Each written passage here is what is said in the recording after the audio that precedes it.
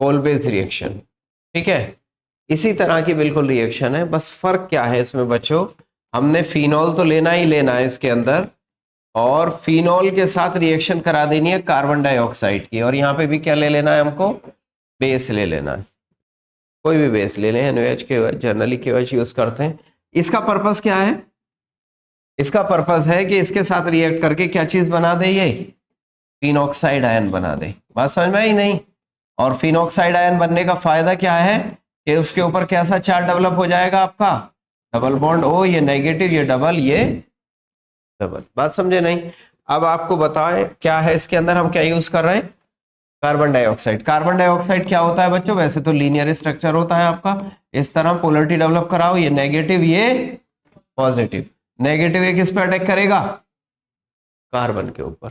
जब ये अटैक करेगा तो कहानी कैसी बनेगी, कुछ बच्चों इस तरह दिखाई देगी कि नहीं आपको, डबल बॉन्ड O, यहाँ H, और यहाँ क्या आ गया CO नेगेटिव, ये डबल बॉन्ड O। क्लियर है? बिल्कुल वही कहानी बनेगी आपकी। ये बॉन्ड यहाँ आ जाएगा, ये नेक्स्ट पोजीशन, और H किस पे चला जाएगा, ऑक्सीजन पे। तो क्या स्ट्रक्चर बनेगा, बाकी के डबल बॉन्ड यहाँ, डबल बॉन्ड यहाँ, क्या स्ट्रक्चर बनेगा नेक्स्ट हमारा बच्चों, नेक्स्ट स्ट्रक्चर बनेगा हमारा O नेगेटिव, H2O ले लो, यहाँ OH लगा लो सीधा सीधा, ठीक है, डायरेक्ट OH लगा देते हैं। और यहाँ पे क्या बन गया आपके पास, C डबल बॉन्ड O, और यहाँ OH क्या बन गया बच्चों, ये सैलिसाइलिक एसिड। CCl4 से भी देखो, यहाँ पे रिमर्टीमैन का जो दूसरा पार्ट था हमारा, उसमें भी सैलिसाइलिक एसिड बना, और इसमें भी क्या बना है हमारा, सैलिसाइलिक एसिड बना। बात समझ में आती है नहीं?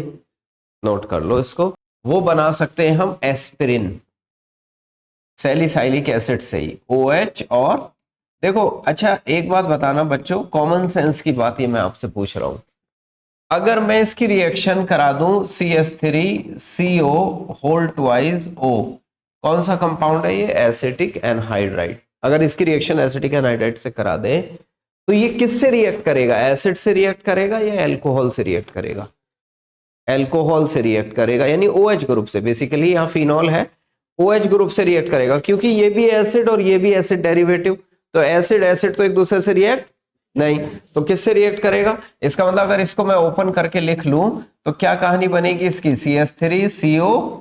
CH3CO और यहां क्या लग गया O, यहां से H निकाल दो और यहां से CH3CO निकाल दो। यस नो बच्चों? हाँ, क्या प्रोडक्ट बनेगा अभी, क्या प्रोडक्ट बनेगा बच्चों यहां पे, OCO-CH3, और यहां पे क्या बन जाएगा, COOH। देखो COH के रेस्पेक्ट में नंबर 1, ये नंबर 2, या ये आपकी पोजीशन कौन सी हो गई आपकी, ऑर्थो। ऑर्थो हो गई नहीं, ऑर्थो हो गई इसके रेस्पेक्ट में, इसके रेस्पेक्ट में, क्योंकि प्रिंसिपल फंक्शनल ग्रुप आपका COH है। तो इस कंपाउंड को कहते हैं ऑर्थो एसीटॉक्सी। एसिटाइल ग्रुप है ना, और ऑक्सीजन लगा है, तो क्या कहलाता है ये, ऑर्थो एसिटॉक्सी बेंजोइक एसिड। कौन सा, बेंजोइक एसिड। या इसको ट्रेड ने क्या होता है, इसका सॉल्ट नेम क्या होता है, एस्पिरिन। क्या होता है, एस्पिरिन। मार्केट में ट्रेड नेम से बिकती है ये डेस्पिरिन। सॉल्ट होता है एस्पिरिन, यही ऑर्थो एसिटॉक्सी, लेकिन मार्केट में बिकती है किस नाम से, डेस्पिरिन। तो अब आप इसको घर में भी बना सकते हैं। नहीं समझ में आई बात? नहीं, किसी को फीवर हो रहा हो तो उससे कहना जल्दी से मैं एस्पिरिन बनाता हूं और आपको फीवर में ये टेबलेट देता हूं। Yes no? हाँ कर सकते हैं। देखिए एक मिनट और, एक मिनट होल्ड ऑन। अगर मैं इसकी रिएक्शन बच्चों PHOH से कराऊं इन प्रेजेंस ऑफ POCl3, अगर मैं इसकी रिएक्शन CH3OH से कराऊं इन प्रेजेंस ऑफ HCl, यहां H2SO4 ले लेते हैं, तो बच्चों हमारा क्या प्रोडक्ट का फॉर्मेशन होगा, ये पॉइंट की बात है। देखिए अब ये एल्कोहल, ये मतलब फिनॉल, फिनॉल OH ग्रुप है, ये एल्कोहल OH ग्रुप है। अब ये OH से तो रिएक्ट करेंगे नहीं, अब किससे रिएक्ट करेंगे, एसिड से। और एल्कोहल जब भी एसिड से रिएक्ट करता है तो कौन सा प्रोडक्ट बनता है, एस्टर। एस्टर, एस्टर कौन सा बनता है, एस्टर। एल्कोहल एसिड से रिएक्ट करेगा तो हमेशा क्या बनेगा, कर चुके ना पहले भी हम, तो कहानी क्या बनेगी आपकी, ये तो ऐसे ही रहेगा OH, और यहां क्या हो गया आपका, यहां का H निकलेगा, यहां का OH, क्या बन जाएगा आपका COOPH। बात समझ में आई नहीं, सैलिसाइलिक एसिड का सॉल्ट बन गया। कौन सा सॉल्ट? Phenyl salt. तो इसको क्या कहते हैं? Phenyl salicylate. बात समझ में आई नहीं? या इसका ट्रेड नेम कहलाता है सेलॉल। क्या कहलाता है? सेलॉल। एंटीसेप्टिक की तरह यूज होता है। कैसा? एंटीसेप्टिक। अच्छा, इसमें क्या बनेगा प्रतीक्षा? यहां से H निकलेगा और वहां से COOH निकलेगा, तो बन क्या जाएगा आपका? ये बन जाएगा OH और यहां क्या? COOCH3। Yes no? इसको कह देते हैं मिथाइल, हाँ, मिथाइल सैलिसाइलेट। यह इसका दूसरा नाम होता है हरी ठंड का तेल। क्या नाम होता है इसका? हाँ, ऑयल ऑफ विंटर ग्रीन। हो गया नहीं हो गया? हरी ठंड का तेल, ठीक है, ऑयल ऑफ विंटर ग्रीन। ये होता है एंटीसेप्टिक। ये यूज किया जाता है परफ्यूम इंडस्ट्री में, खुशबूदार। बात समझ में आई नहीं? देखिए, कुछ रिएक्शन ये है फिनॉल की कि जिसपे हम आप डायरेक्ट रिएक्शन कर सकते हैं। बड़ी सुंदर सुंदर रिएक्शन है। OH जिंक डस्ट से रिएक्शन करा दो। किससे करा दें? जिंक डस्ट से करा दें। PCl5 से करा दें OH की रिएक्शन, ठीक है। OH फिनॉल की रिएक्शन अमोनिया से करा दें, ठीक है ना, ZnCl2 के प्रेजेंस में टेम्परेचर करा दो। या हम अमोनिया से रिएक्शन ही करा दें, इसकी अमोनिया से करा दें Al2O3 के प्रेजेंस में टेम्परेचर हीट करा दो। क्या क्या प्रोडक्ट बनने के इम्कान हमारे यहाँ पे हो सकते हैं, ठीक है ना। फिनॉल की रिएक्शन हम करा दें CH3MgBr से। सारा बनाओ, क्या होगा? क्या क्या प्रोडक्ट बनेगा? 1 2 3 4 5, 5 नंबर का आपका ये टेस्ट हो गया। सिंपल सी बात है, क्या क्या इसमें बन सकता है और आसान रिएक्शन है। एल्काइलेशन, एसाइलेशन, बेंजोइलेशन हम करा चुके हैं ऑलरेडी। ये रिएक्शन स्पेशली किस वजह से होंगी फिनॉल की? इसमें यहां से नहीं, एसिडिक नेचर हम इससे लास्ट क्लास में करा चुके। यहां से इसकी सभा समाप्त होगी। क्या समाप्त होगी? यहां से इसकी सभा समाप्त होगी। वैसे तो ये रिएक्शन तो आसान है। Zn रिएक्शन करेगा तो क्या बना देगा? ZnO, और क्या बना देगा साथ में? बेंजीन बना देगा। बेंजीन ऐसे प्रोडक्ट बनेगा। एनसीईआरटी की रिएक्शन है, बहुत पॉपुलर है, 12th क्लास में बच्चों को रटी होती है, ठीक है, जिंक डस्ट से। PCl5 हाँ, रिएक्शन करेगा तो क्या बनाएगा? क्लोरोबेंजीन बनाएगा। क्लोरोबेंजीन बनाएगा, साथ में क्या बनाएगा आपका? POCl3 बनाएगा प्लस HCl बनाएगा। लेकिन हम इस रिएक्शन में कहते हैं कि यील्ड जो होती है वो पुअर होती है। क्या होती है? यील्ड पुअर होती है, खराब यील्ड होती है। क्यों? क्योंकि फर्दर से ये POCl3 जो बनता है उससे फर्दर फिनॉल रिएक्ट कर जाता है। इससे कौन रिएक्ट कर जाएगा? फर्दर से फिनॉल रिएक्ट कर जाएगा और TPP बनाएगा, ठीक है ना। हाँ, ट्राइफिनाइल, ठीक है, TPP, ये हो जाएगा आपका PH3PO4। ट्राइफिनाइल फॉस्फेट का फॉर्मेशन कर लेगा। अल्टीमेट प्रोडक्ट जो है वो ये बन जाता है इसमें। इस वजह से यील्ड क्या होती है इसमें? पुअर होती है। ये दोनों रिएक्शन बिल्कुल आइडेंटिकल है, बोथ आर आइडेंटिकल। क्या बनेगा आपका?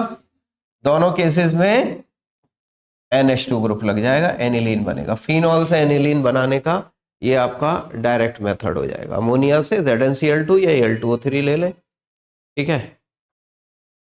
अमोनियम सल्फेट भी ले सकते हैं। क्या ले सकते हैं?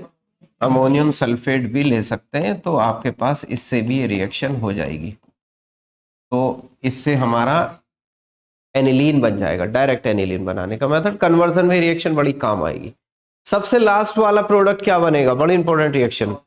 हाँ, क्या बनेगा सबसे last? Toluene CH4। Yes, the product would be CH4। निकम्मो, हमेशा गलती करते हो, लिख लो इसको, हमेशा गलती करते हो। CH3 ये देगा और ये क्या देगा? H देगा। एक्टिव हाइड्रोजन कंटेनिंग कंपाउंड है ना, तो क्या बनेगा प्रोडक्ट हमारा? हाँ, क्योंकि ये बड़े बड़े से लिखे हुए लगते हैं हमें, इसलिए हम अक्सर कंफ्यूज हो जाते हैं कि मीथेन तो भाई इसकी औकात क्या है जो बनेगा यहाँ, समझे नहीं? इस चक्कर में हम गलत कर देते हैं अक्सर क्वेश्चन। हाँ, साइड प्रोडक्ट तो ये बना लो निकम्मो। ये आपका ये रह क्या गया? MgBr और O पीएच, बात समझे नहीं, MgBrOPH।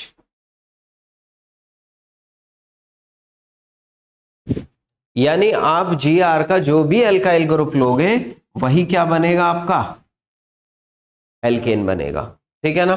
फिनाइल ले लो तो बेंजीन बन जाएगी, इथाइल ले लो तो इथेन बन जाएगा, मिथाइल ले लो तो जो लोगे आप एल्काइल Gr का वही आपका एल्केन का फॉर्मेशन होगा।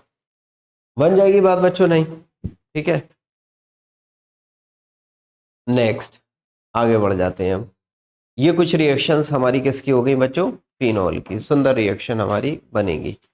इसके बाद बच्चों जो आती हैं फिनॉल की इंपॉर्टेंट रिएक्शन, वो आती है हमारी इलेक्ट्रोफिलिक सब्स्टिट्यूशन रिएक्शंस। कौन सी आती हैं, हाँ, या reaction due to ring, ring की वजह से जो रिएक्शन आती है उसके ऊपर हम बात कर लेते हैं।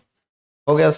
आप मुझे एक बात बताओ बच्चों, फिनॉल, फिनॉल, एक क्वेश्चन मैं आपसे पूछता हूं, मुझे बताओ फिनॉल बनाया और हमने फिनॉक्साइड आयन बनाया, इनमें से अगर आपसे कहा जाए कि फिनॉल कौन सी टाइप की रिएक्शन देगा टुवर्ड्स इलेक्ट्रोफिलिक सब्स्टिट्यूशन, कैसा ग्रुप है, ऑर्थो पैरा डायरेक्टिंग या मेटा डायरेक्टिंग, हाँ कैसा ग्रुप है, ortho and para directing and activating. अरे क्यों है इतना सोचना, याद करके डाल रहे हो दिमाग पे जोर, ये नहीं कि देखो, देखिए यहाँ पे क्या होगा, लोन पेयर है ना, इसमें क्या हो जाएगा, रेजोनेंस, रेजोनेंस हो जाएगी तो क्या कहानी बनेगी आपकी, डबल बॉन्ड OH पॉजिटिव, ये नेगेटिव, ये डबल, ये अगला केस क्या बनेगा आपका इसका, ऑब्वियस है कि अगला केस बनेगा आपका OH पॉजिटिव और ये अगली पोजीशन पे जाएगा बच्चों और ये यहाँ आएगा, ये डबल, ये नेगेटिव, ये डबल, फिर अगली कंडीशन बना दो तो क्या बनेगा बच्चों, इसी तरीके से बनाते जाएंगे ना, यहां बन गया OH पॉजिटिव और यहाँ पे नेगेटिव, डबल और डबल, यानी 3 पोजीशन के ऊपर आपको कैसा चार्ज आ गया, नेगेटिव चार्ज आ गया, ऑर्थो और पैरा। इसका मतलब OH ग्रुप कैसा है आपका, ऑर्थो एंड पैरा डायरेक्टिंग, और कैसा है, एक्टिवेटिंग, एक्टिवेटिंग, जितने भी ऑर्थो पैरा डायरेक्टिंग होते हैं एक्टिवेटिंग होते हैं, सिवाय हेलोजन के, बस याद रखो जितने ऑर्थो पैरा डायरेक्टिंग एक्टिवेटिंग है हेलोजन को छोड़ के, हेलोजन डीएक्टिवेटिंग है बस। बच्चों पॉइंट की बात ये थी, ये तो हमारे पास समझ में आ गई। एक क्वेश्चन मैं आपसे ये पूछता हूं इसी से रिलेटेड थोड़ा सा, कि फिनॉल जो है हमारा उसके अंदर रेजोनेंस हो रही है, और जिस कंपाउंड के अंदर रेजोनेंस हो जाए वो कंपाउंड स्टेबल हो जाता है। अगर फिनॉल के अंदर रेजोनेंस है तो फिनॉल H पॉजिटिव आयन ही क्यों देता है, क्यों एसिडिक करेक्टर शो करता है, बात समझ में आई नहीं, भाई फिनॉल ने H पॉजिटिव आयन दिया तभी तो फिनॉक्साइड आयन बना, जब ये स्पीसीज ऑलरेडी स्टेबल है तो ये H पॉजिटिव आयन क्यों दे रही है और रेजोनेंस भी हो रही है इसके अंदर। तो उसका आंसर बच्चों ये है कि फिनॉक्साइड आयन के अंदर जब रेजोनेंस आप कराएंगे, देखो यहाँ पे ये इधर जाओ, ये इधर जाओ, फिनॉक्साइड आयन के अंदर रेजोनेंस कराएंगे तो क्या होगा, double bond O negative, double, और अब इस स्ट्रक्चर में और इस स्ट्रक्चर में डिफरेंस देखो, डिफरेंस ये देख रहे हो, इसमें डिस्पर्जन ऑफ चार्ज हो रहा है, ऑक्सीजन से चार्ज निकल रहा है, जबकि इसमें ऑक्सीजन के ऊपर पॉजिटिव चार्ज डेवलप हो रहा है। तो इन दो स्पीसीज में ज्यादा स्टेबल कौन सी है आपकी, ये वाली, बात समझ में आई नहीं। यही रीजन है जिसकी वजह से फिनॉल क्या दे देता है, H पॉजिटिव आयन दे देता है, ठीक है ना। इसलिए फिनॉक्साइड आयन जो होता है वो ज्यादा स्टेबल रेजोनेंस होती है phenoxide ion as comparison to phenol, ठीक है। ये तो एसिडिक करेक्टर को रिप्रेजेंट करने की बात थी। इलेक्ट्रोफिलिक सब्स्टिट्यूशन में कौन सा डायरेक्टिंग है, ऑर्थो एंड पैरा डायरेक्टिंग, और कैसा है, एक्टिवेटिंग।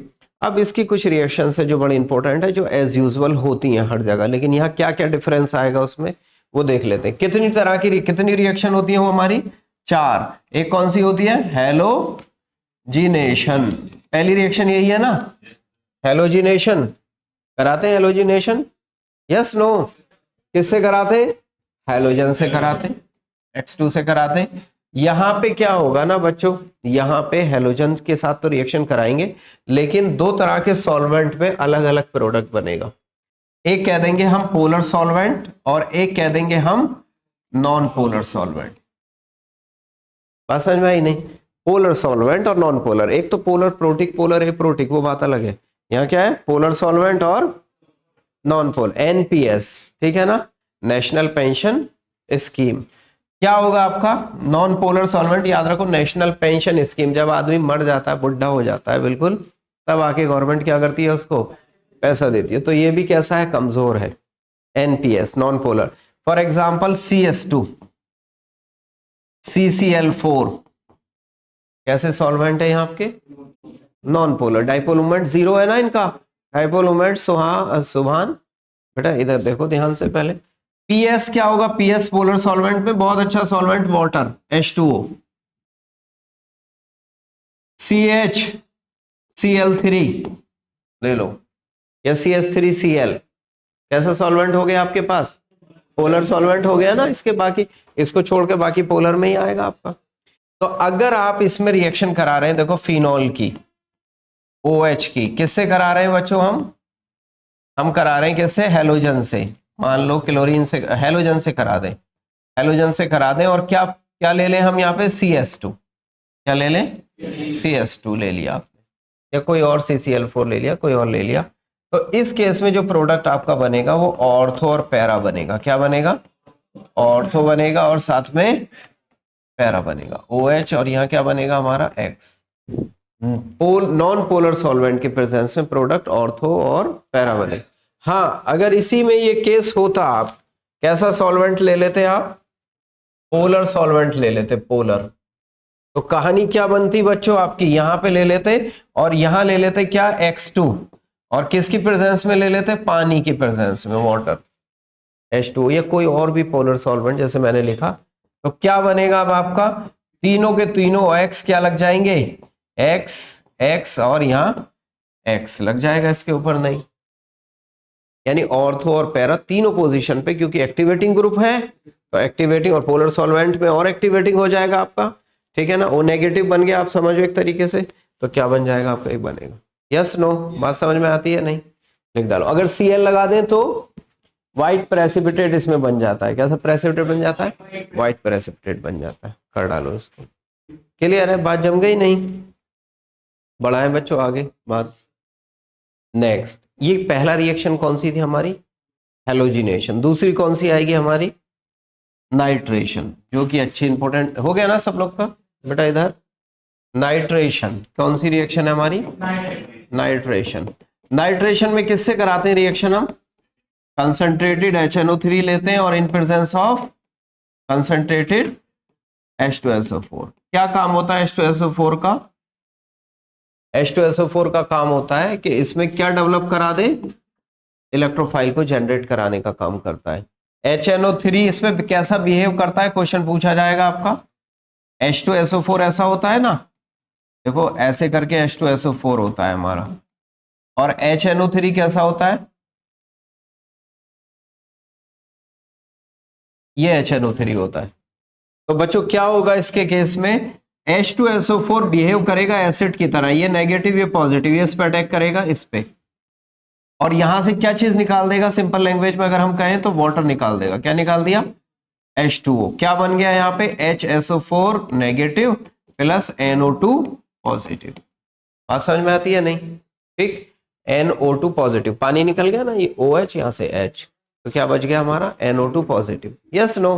तो ये NO2 पॉजिटिव इलेक्ट्रोफाइल है जो उसके इस पे अटैक करेगा, बेंजीन रिंग पे अटैक करेगा। लेकिन होगा क्या बच्चों, आपके पास अगर हमने यहाँ पे कंसंट्रेटेड HNO3 ले लिया, क्या ले लिया, concentrated HNO3 in presence of concentrated H2SO4, तो हमारे पास हाईली एक्टिवेटिंग ग्रुप है, तो तीनों पोजीशन पे क्या लग जाएगा आपका, NO2 NO2 और NO2 यहाँ पे लग जाएगा।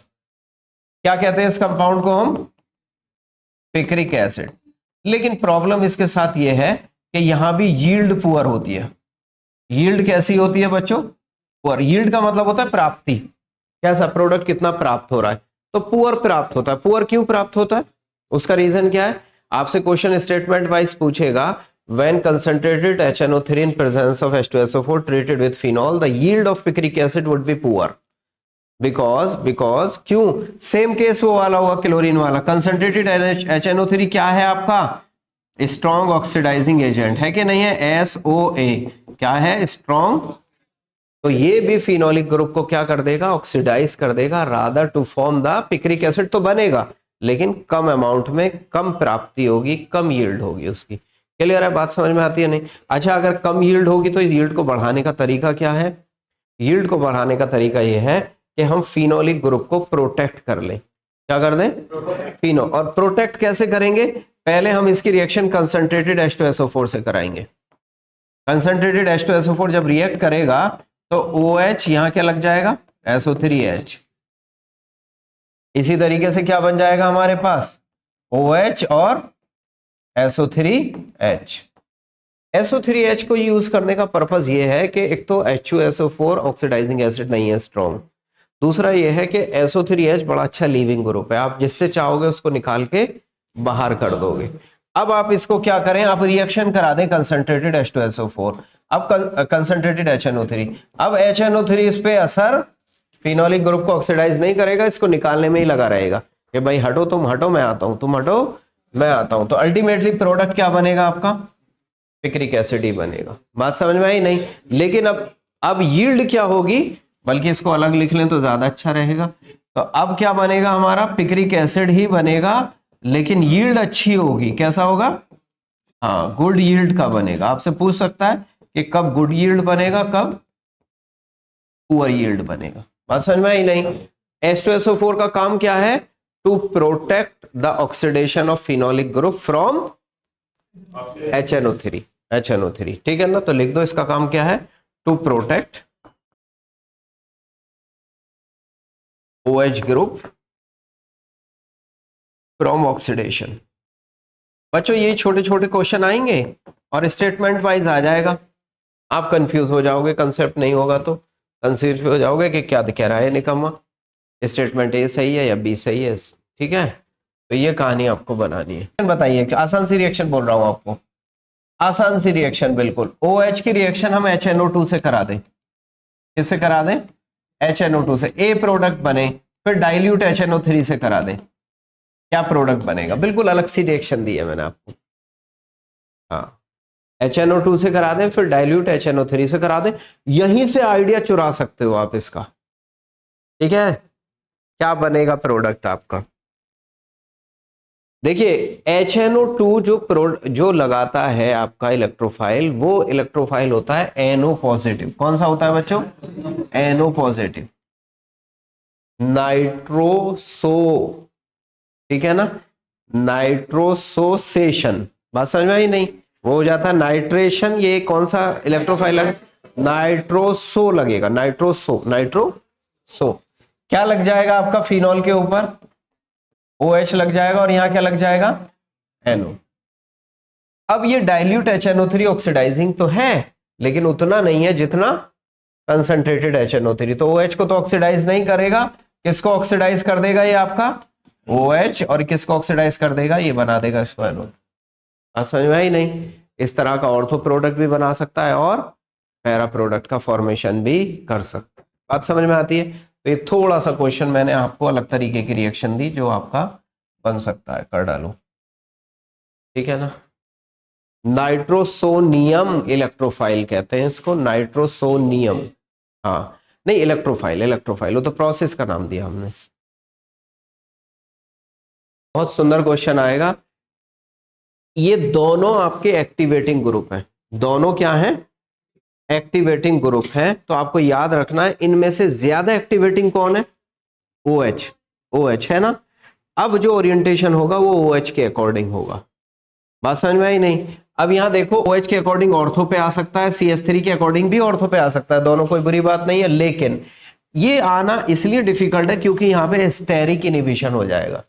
बात समझे नहीं? तो बीच में आना थोड़ा मुश्किल। ये प्रोडक्ट बनेगा लेकिन कम बनेगा। आपका एक ही चॉइस आपको देनी होगी, तो इसकी चॉइस आप नहीं देंगे। Yes no? सेकंड में इसके रेस्पेक्ट में किस पे आया और इसके रेस्पेक्ट में किस पे आया? जबकि OH के रेस्पेक्ट में पैरा पे आएगा तो वो डोमिनेटिंग प्रोडक्ट बनेगा। OH के रेस्पेक्ट में किस पे आएगा आपका? हाँ, नहीं नहीं नहीं नहीं, एक मिनट। यहाँ पे एक सेकंड, एक चीज चेंज करनी है हमें। यहाँ पे पर का आंसर गड़बड़ था, यहाँ पे चेंज करना पड़ेगा हमें। क्यों चेंज करना पड़ेगा? उसका रीजन है। हाँ, अगर NO2 ना होता और कोई इलेक्ट्रोफाइल होता तो आंसर ये सही होता। NO2 ना होता कोई और इलेक्ट्रोफाइल। अब ये इसका रीजन क्या है बनने का, आंसर ये होगा आपका। इसका रीजन बनने का क्या है बच्चों, यहां पे है OH और यहां है आपके पास क्या, NO2। तो क्या हो जाएगा यहाँ पे, हाइड्रोजन बॉन्डिंग की वजह से ये प्रोडक्ट बनेगा आपका ज्यादा। हाँ समझे नहीं, सेकंड वाला। और ये वाला प्रोडक्ट अगर यहाँ कोई क्लोरीन होता न्यूक्लियो इलेक्ट्रोफाइल तो प्रोडक्ट ये बनता ज्यादा, क्योंकि OH के अकॉर्डिंग कौन से पे आता ज्यादा, पैरा पे आता है। यहां सिर्फ डोमिनेटिंग क्यों हो गया बच्चों, बहुत और भी सुंदर क्वेश्चन बन गया है बाई चांस, मैंने ये सोच के दिया ही नहीं था। तो ये क्या बन गया आपका, ऑर्थो वाला due to hydrogen bonding. Yes no, लिख डालो फटाफट इसको।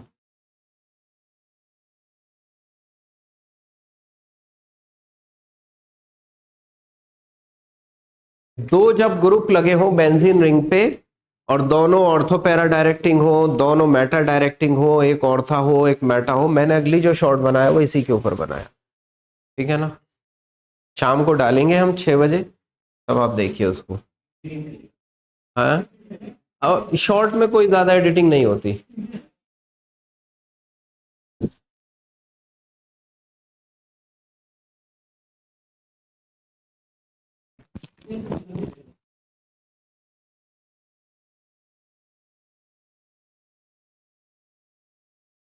क्लियर है बच्चों, बढ़ जाए आगे।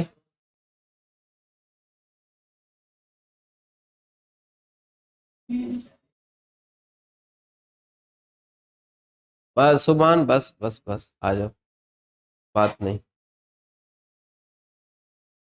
बच्चों कल हमसे पर्व ने या उसने, नहीं नहीं, अयान ने ये बोला कि फिजिक्स वाले जो सर आते हैं उनसे आप 12th का चैप्टर इलेक्ट्रोस्टैटिक्स स्टार्ट करा लीजिए।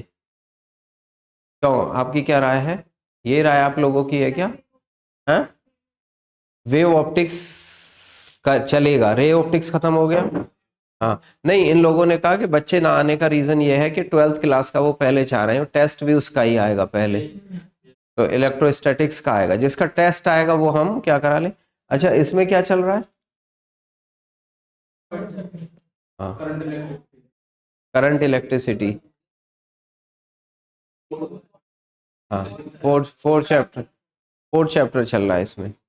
नहीं तो आप मुझे अपना कंसेंसस दीजिए अपना, उसी बेस पे हम फिर डिसाइड करेंगे। आज तो काफी कई बच्चे एब्सेंट भी हैं। इलेक्ट्रोस्टैट्स कराएं तो सबकी प्रेजेंस होगी क्या, तेहरा बॉयज? नहीं, इलेक्ट्रोस्टैट अगर कराएं हम तो प्रेजेंट होगा सबका, नहीं प्रेजेंस होगी। हम्म, टेस्ट अगले हफ्ते मंडे या ट्यूसडे में। हाँ, प्रिपरेटरी ऑफ मिल जाएगा आपको। हाँ, संडे हाफ डे मिल जाएगा, मंडे का टाइम। नहीं नहीं नहीं नहीं, आपने आपने आपने मुझे डिस्ट्रैक्ट कर दिया, ठीक है ना। अब बात हम जो कर रहे थे पहले उसका आंसर आ जाए कि हम थर्मो सर से स्टार्ट कराएं, नहीं कितने कितने कितने लोग बोलते हैं जो हम इलेक्ट्रोस्टेट स्टार्ट करें, पर बोलते हैं, चिराग बोलते हैं, जतिन, नहीं नहीं नहीं नहीं, नहीं उनको अपना अपना अपना वोट देना। हाँ, नहीं बोलते, आप किसको बोलते हैं? अच्छा, इलेक्ट्रोस्टेट कर चुके हैं तो आपको वेव ऑप्टिक्स का है, वेव वेव ऑप्टिक्स या इलेक्ट्रोस्टेट, इलेक्ट्रोस्टेट इलेक्ट्रोस्टेट वेव ऑप्टिक्स।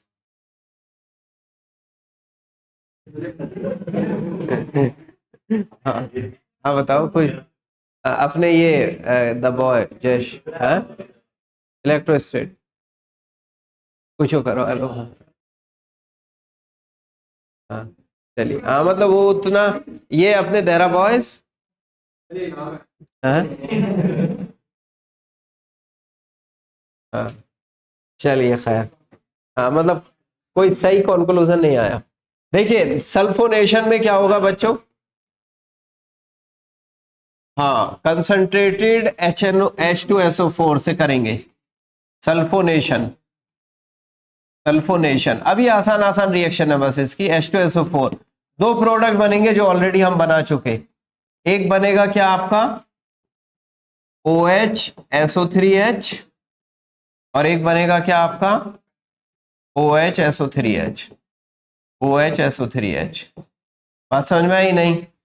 हाँ, ये 100 डिग्री सेल्सियस पे बनेगा अराउंड, ये कितने पे बनेगा 25 डिग्री सेल्सियस, या टेम्परेचर कह ले तो ये T1 छोटा होगा, T2 बड़ा होगा। ये होगा केस आपका सल्फोनेशन का। नेक्स्ट रिएक्शन होगी आपकी नाइट्रेशन हो गया, हेलोजिनेशन हो गया, सल्फोनेशन हो गया। अब कौन सी है आपकी फ्रीडल क्राफ्ट रिएक्शन या FC रिएक्शन जिसको बोलते हैं, Friedel craft reaction. Friedel craft में क्या होता है बच्चों, एल्काइलेशन, एल्काइलेशन और क्या होता है एसाइलेशन। बच्चों क्या होता है ना, आपका रिएक्शन तो ये हो जाएगी हमारी, RX की रिएक्शन कराएं किसके साथ, AlCl3 एनहाइड्रस के साथ, और इसकी रिएक्शन कराएं RCOCl की किसकी, AlCl3। इसमें आपका इलेक्ट्रोफाइल तो बनेगा RCO पॉजिटिव और इसमें बनेगा आपका R पॉजिटिव। लेकिन इन दोनों ही केसेस में फ्रीडल क्राफ्ट रिएक्शन में प्रोडक्ट जो बनेंगे, प्रोडक्ट तो आप बना सकते हो, OH हो जाएगा, यहाँ क्या लग जाएगा R, और यहाँ क्या लग जाएगा OH लग जाएगा, और यहाँ R लग जाएगा, यहाँ OH लग जाएगा और यहाँ COR लग जाएगा, और यहाँ OH लग जाएगा और यहाँ COR लग जाएगा। लेकिन बच्चों क्या होगा ना, इनमें जो यील्ड होगी वो पुअर होगी। इन सब की यील्ड क्या होती है आपकी, पुअर यील्ड होती है। क्यों यील्ड पुअर होती है, पुअर यील्ड, सबकी यील्ड पुअर होती है, यानी फ्रीडल क्राफ्ट रिएक्शन पूरी की यील्ड क्या होती है, पुअर। रीजन क्या है उसका, कि इसके अंदर हम एनहाइड्रस AlCl3 यूज कर रहे हैं। क्या यूज कर रहे हैं, जो कि लुइस एसिड की तरह बिहेव करता है। कैसा बिहेव करता है, लुइस एसिड। और फिनॉल इटसेल्फ कैसा बिहेव करता है बच्चों, लुइस बेस, लोन पेयर है ना, लुइस बेस। तो लुइस एसिड बेस रिएक्शन होने की वजह से ये जो फ्रीडल क्राफ्ट रिएक्शन है इसकी यील्ड जो होती है वो पुअर होती है। यानी पहले ही LCl3 से वो रिएक्ट कर ले तो इससे तो रिएक्ट करने की टेंडेंसी घट गई ना, तो पहले ही वो रिएक्ट कर लेता है, एसिड बेस रिएक्शन हो जाती है, जिसकी वजह से यील्ड पुअर होती है। बात समझ में आई नहीं, तो लिख डालो इसको, ये लुइस बेस है, लुइस बेस, तो एसिड बेस रिएक्शन हो जाती है, इसकी वजह से यील्ड पुअर होती है। बात समझ में आई नहीं,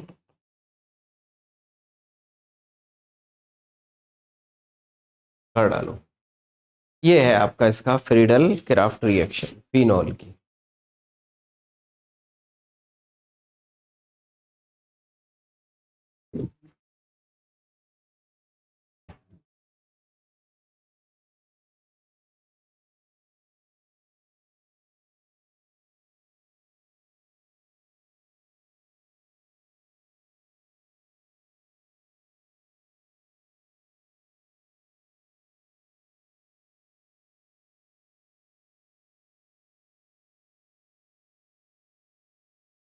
बात जम गई।